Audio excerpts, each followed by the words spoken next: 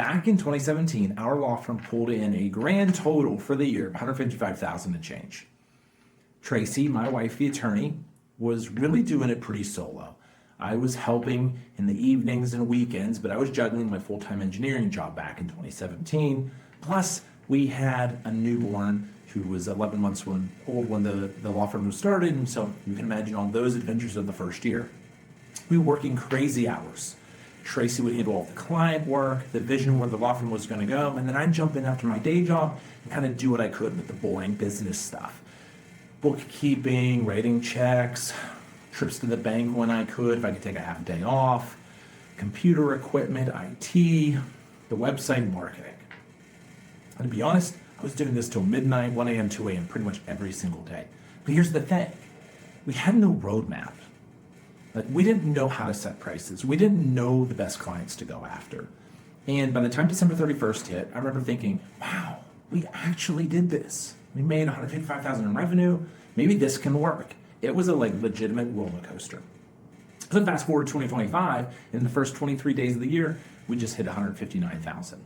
More than we made in the entire first years in a law firm. So if you're a law firm owner who's tired of guessing how to grow, I'm going to show you the exact things we did to jump from 6 figures in 12 months to 6 figures in less than a month, and then how you can fast track that for your law firm success. So look, we've lived this journey. In 2017, it was just the two of us, me, Tracy, plus a lot of long nights. Now we've grown our team, there's 5 of us total, but our output is up over 12x. We've built a robust system that brings in ideal clients. It keeps everything in check, and it frees us up to focus on the high value things of our law firm. And I want to show you how to make that leap without burning yourself to the ground. Sound good? So back in 2017, Tracy started a law firm, and March came and we launched it. I was still full-time as an engineer, so I'd come home, have dinner with Tracy and her baby, and then jump into firm tasks until, like I said, 1 or 2 in the morning.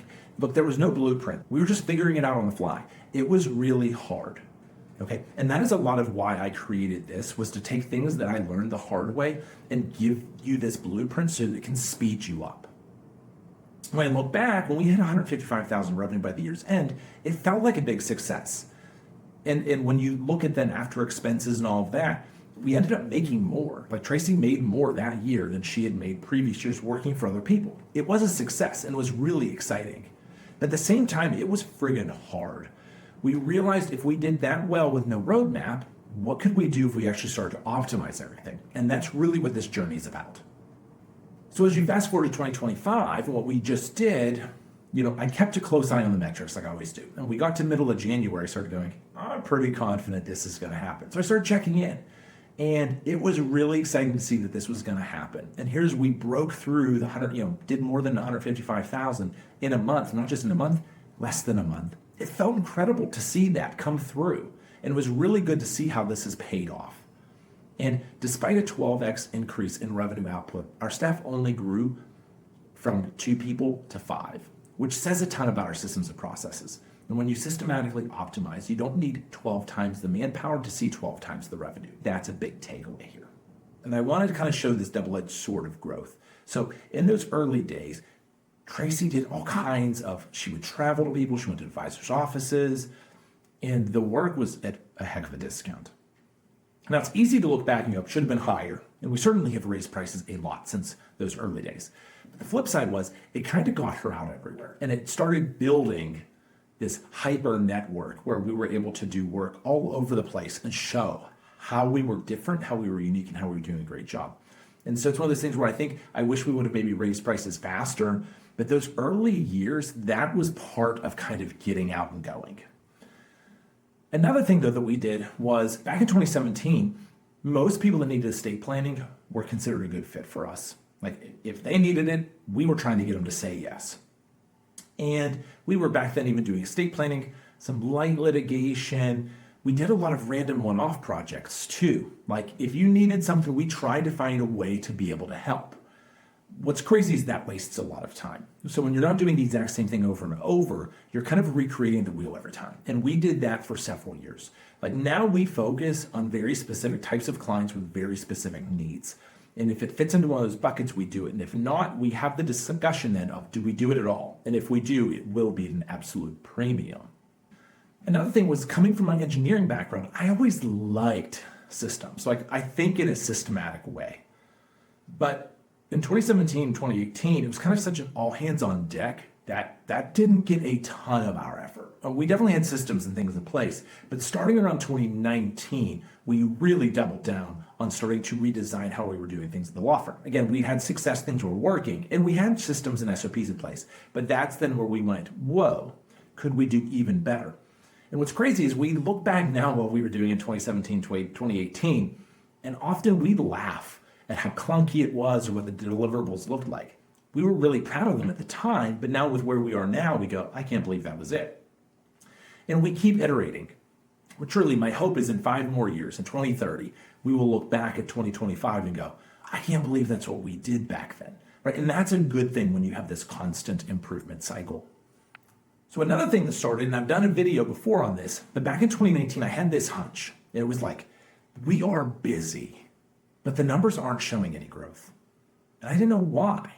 So I started really diving through things and I started tracking how much business was coming in, not just what we were finishing, right? So every month we were kind of doing the same amount of revenue and it just felt just bananas. So I went, let me see if they match. Because I was expecting them to match.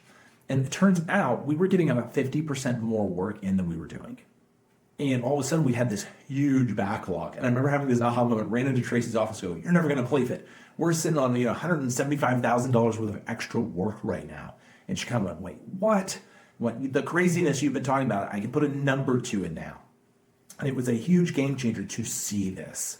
And that was then what let us start saying, let's design the team now, not for what we're doing, but for what we want to be doing. And that was a pivotal moment for us.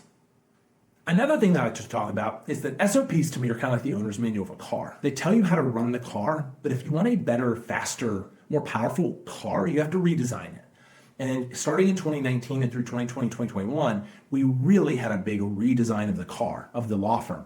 And that helped free up more capacity. And by doing that, we were able to do more with the exact same size team. On a marketing client acquisition front, clearly we've grown a lot. And back in 2017, 2018, everything was referrals. Tracy is a phenomenal networker in building relationships and working that strategic game. She has done it from the day she graduated, and that is what the foundation of Zimmer Law Firm was built on. Networking, local referrals, it works, and I'm telling you it works. But today, we take those, but we also blend that with newsletters, email marketing, social media, paid and organic, Google search, SEO, and PPC. And we do a lot of different things. And we have now become multimodal and multi-channel. And what it is that each channel kind of feeds the others. Somebody might Google us. They can see us on Facebook. They can then come to a webinar. And these things keep moving through, right? And you start realizing that the 5-star reviews on Google help, but they could also push to social. Somebody may opt in for an ebook and then get the email drip campaigns, and then Google still something about a law firm and find us again. And it starts to become cyclical. And what's crazy is it's a self-reinforcing loop. It's very powerful. And this was a lesson, again, that took us several years to learn and realize as we feed the machine, the sum of the parts are greater than each individual. So it's not 1 + 1 = 2. It's like 1 + 1 = 12. So a couple things, like if you want to fast track this, say you're at 100 or 200,000 now, but you want to get to where we are. Look, it took us years, but I want you to get there faster. So first, systematize everything. And I'm going to tell you, do not wait. We dragged our feet too long on this, and it was one of the largest, most influential things we did. So whether it's sending proposals, onboarding clients, handling phone calls, document it, and then look to see what you can automate and streamline. So here's the thing. Tools are cheaper than full-time hires. So when people balk at how much a CRM costs or how much Calendly costs or Zapier, if you're doing it right, you're paying like fractions of pennies on the dollar compared to having people or a man in the loop do it. It is beyond worth the money. So another thing is track the new business. I did a whole video on this before. I'm talking about it again today. I'm telling you, don't just track what you've done. You need to measure how much new revenue is on the way in, because that is a leading indicator. It guides whether you need to hire, refine your processes, and kind of if you're in an up or down cycle. Beyond that, move into expanding your marketing channels. Right now, you probably have one thing working, maybe two. Awesome. Commit to that. It's not that you should leave it. It's that you need to start adding in the other ones. And a big piece of this is this layering approach protects you. If something goes away, yes, you're losing a pie slice, but you're not losing the entire pie. And that's critical. So I would be layering in social media, search engines, email marketing, getting newsletters in front of past people, and doing this early because it will accelerate your lead flow, and then you'll get a better way to see higher volume of leads and higher quality leads, which then is going to mean more clients. Another thing to do to fast track yourself is going to be empowering your team to make decisions. So if you're doing everything, and odds are if you're in this like 1 to 200K per year thing, you are doing it all. But guess what? That means you're the bottleneck. So people are often more capable than you think. So once you make those hires, learn to truly delegate to them and trust them to run with it. It's crazy is when you do that right, they will shock you, they will step up, and then you will see what they're able to do. But what is crazy, this then frees you up to go do other things. A few other lessons learned on this journey. So back in 2020, right, during COVID, like we had no clue what was going to happen, right? Back in March, we didn't know. And so a lot of my job in March and April was contingency planning. It was, can we pivot to divorce or bankruptcy if this all shifts and just goes away? And ironically, 2020 ended up being the best year we'd ever had at that point. We broke $750,000 in revenue. But the lesson was facing the crisis made us brainstorm every path. And even though we didn't end up having to pivot, that exercise opened up a lot of creative solutions for us. And it made us understand the metrics more because we wanted to know exactly how good or bad we were doing. And by doing that, we really, really got under the hood. The silver lining for us of COVID was that it took me look, I've got a math background. I like numbers. 2020 is when I went from I've got a good handle on the business to I know every single thing mathematically about the law firm. And that has really been then where we have pushed further into being a data-driven decision-making type law firm. Kind of a couple other things, like we've had campaigns flop. Like we did a whole healthcare power of attorney for kids in college thing, and we didn't execute well. So like things don't always work for us, but we don't just say, well, we're done. It's that we tweak, we iterate, we test again, we pivot, we take what we learned or something that worked, and we keep working on things. Failure doesn't tell you like it just doesn't work. It's just helping you understand then what will work. And so don't be afraid of failing or something not working out. Things don't work out here all the time. That's okay. That's just part of it. A little underrated piece is mindset. And I do like to talk about this and try to talk about it more. But in 2017, I didn't even know what the word self-limiting beliefs were, that phrase. And I can tell you though, I had them. And now I see a roadblock today. I go, how can we do it instead of like, I guess we can't. In 2017, I saw roadblocks as things stopping us. Today, I just see them as the way that we kind of navigate the course of the law firm. And another thing early on is that I did not have any coaches. I was not in mastermind groups. I refused to invest in myself and pay for learning lessons from people faster. That was a big mistake. When I came from engineering, I was really like, I think I had a bit of an ego problem. I had come up through, I can solve problems, so I'm just going to do that. And again, we grew. But when I started saying, oh my gosh, you know something I don't, let me just learn that from you. I don't care what it costs, just shortcut that time. We started growing so much faster. Tracy and I both moved into coaching groups and giving mentors much like at the same time. And I wish we would have done it earlier because we both had that aha moment of, oh my gosh, you made this easy for me. Thank you. Let me continue moving on. And when we did that, our growth skyrocketed. The last couple of things, team ownership has been a big thing. So I used to want everyone to do it my way. I'm a control freak. Now I hand tasks off through the delegation process. When folks can get to about 80% of like my standard, it's good enough and it's theirs. And that may make you be like, oh my God, no. What's crazy though is like almost every time they end up exceeding my 80%, like they go past 80, but they actually get past the 100% mark. When they take ownership and they get pride in their work, they look for ways to do it better and better. And that has been a thing that we've learned is that as people do that, they actually do a better job than you ever did. It's not mine and it's better. This is truly a win-win. I've talked to so many people and they are like locked into just these kind of old school mindsets of, this is how my mentor, the law firm I worked at did it, but that's how they did it. You realize you trace a lot back to the 50s, 60s, the 70s. We can adopt the mindset that a law firm is a business. So let's just use the best business principles. And as we shifted, really morphed through that, that was a lot of our growth came from that. And one of the things that I talk about is, look, money equals freedom for so many people. That if you want to travel, you want to donate, you want to hire a team, you want to stop working weekends, money is what makes that possible. And too many folks demonize it and say, we shouldn't talk about it, we don't want to go after it. I want to, and I'm very upfront about it because it's what gives us the options then to do the things that we want to do. A little bit of a recap is just get more friggin' leads. Alex Hormozy says it, but it's true. Get more leads. If you double your lead flow, you're going to double your revenue. I fully agree with that. So even if your close rate's 10%, the volume will help you. And what's crazy is he gives this story in pottery class, right?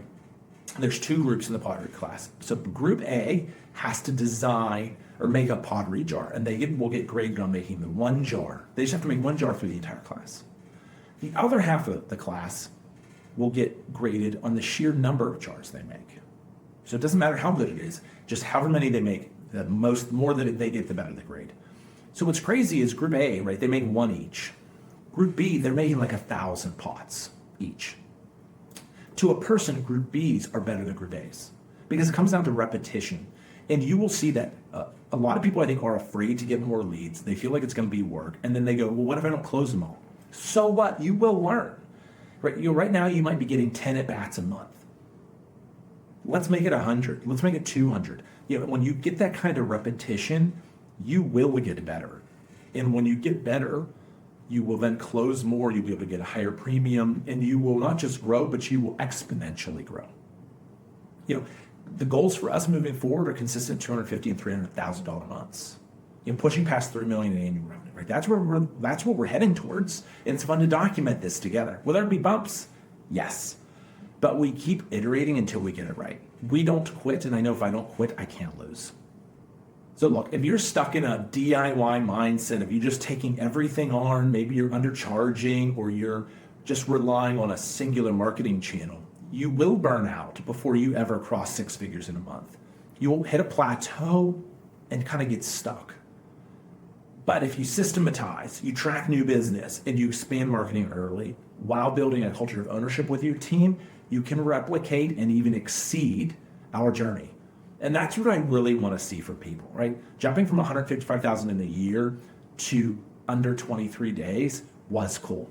Like, it doesn't happen overnight, but with the right mindset and framework, it is absolutely doable. Like, we just did it for ourselves, okay?